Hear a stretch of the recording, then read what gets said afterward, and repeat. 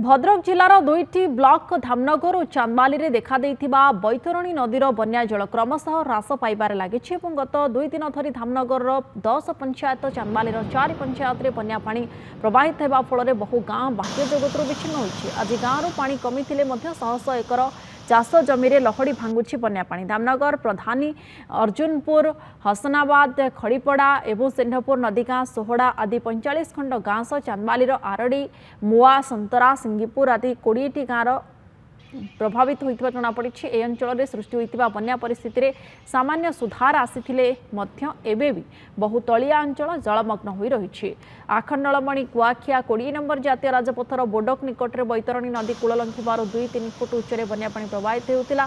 एबे ताहा कमिबार यातायात स्वाभाविक हेउछि। हेले 20 नंबर जातीय राजपथर मुआ घोषरा ठारे बन्या पानी प्रवाहित हेउछि। सेहिपरि आरडी धान खणिया रास्तार सप्तशंख छक निकटरे 3 फुट उच्चरे बन्या पानी प्रवाहित होउतिबार यातायात बाधाप्राप्त होइछि।